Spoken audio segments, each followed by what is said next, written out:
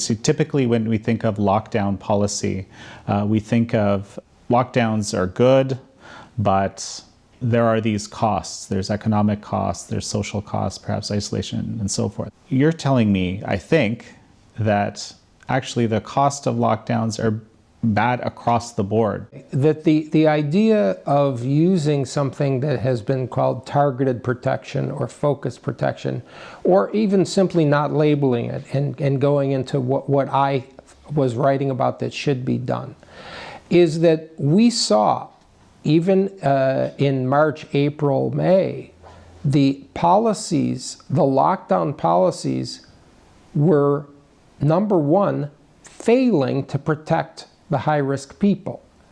People were dying that were elderly. The nursing home deaths made up 40–50% of all deaths. And it was through many of our states. At one point in Minnesota, 80% of the deaths were in nursing homes. I don't know how the eventual tally ended up. So the policies of lockdown were, number one, failing to protect the high-risk people. And we knew who the high-risk people were. So that was a complete failure. The second part is that the harms of the lockdowns, you said some of them were so-called social, I said, but that's really a distortion. The harms of the lockdowns are deaths. It's not an economic harm. It's a death harm. Harm of the lockdowns means absent medical care.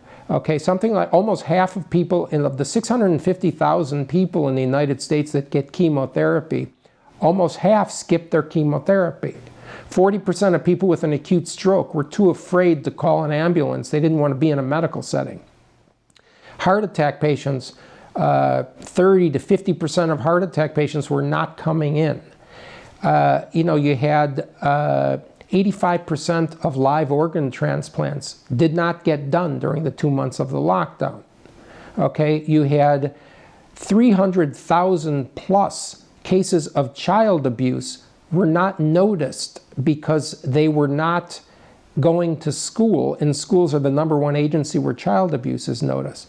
Opioid deaths, spousal abuse, suicides, these things were skyrocketing. These are deaths. This is not an economic issue. It's not money. This was a false dichotomy, I think, that is still somehow held by many people that, okay, the lockdowns are an economic harm, but we're saving lives. No, you're destroying families, you're destroying lives, and you're literally killing people with the lockdowns. The CDC itself said in the month of June last year, 1 out of 4 young adults, college-age adults, 1 out of 4 Americans in college age thought of killing himself. There was a tripling to quadrupling of depression and anxiety. And the list goes on and on. We could look now at the more recent data. There's a doubling of psychiatric or psychological visits to doctors by teenagers in the United States, and a tripling of reported self-harm visits to doctors by teenagers in the Northeast where the lockdowns were severe. Tripling of self-harm.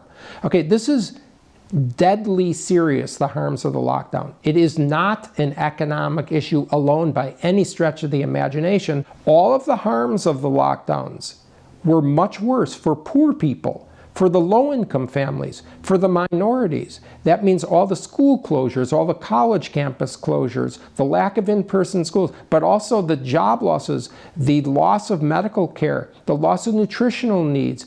All of these things were worse for the poorer people, for the low-income people. The lockdowns are what I called a luxury of the rich. People that are living and have a second house in the Hamptons or Palm Beach or Northern California, that are sitting there drinking their lattes and doing their job on computer. That's not who's harmed by the lockdown. And frankly, I don't care about those people being harmed by the lockdown, because they're not. They're fine. But all of these low-income people were destroyed from the lockdowns, and most of them will take years, if ever, to recover what they've lost from this. And by the way, if I can go on, the lockdown harms were deadly beyond the United States because of this interconnectivity of the economies. When you look at the numbers, the diversion of medical resources, I just read that more than 30 million new people in India alone are shoved from middle class into poverty. 400,000 new deaths this year alone from tuberculosis because of the lockdowns and diversion of medical resources.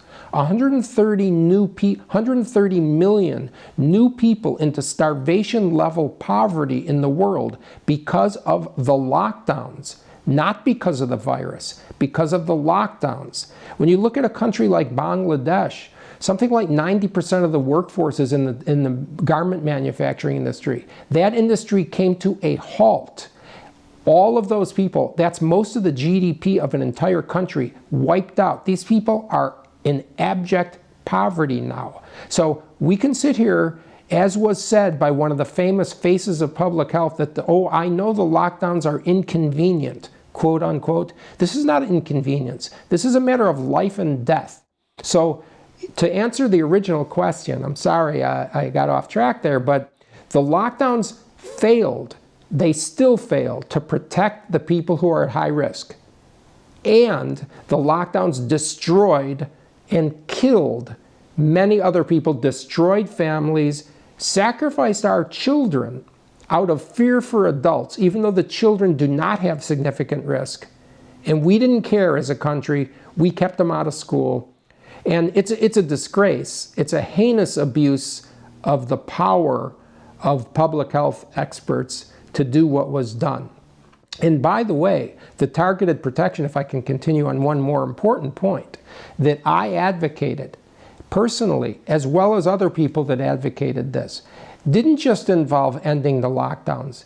It involved doing better at protecting the elderly. It involved fixing the failure of the policy that has been implemented all across the country, with rare exception in the United States. That policy failed.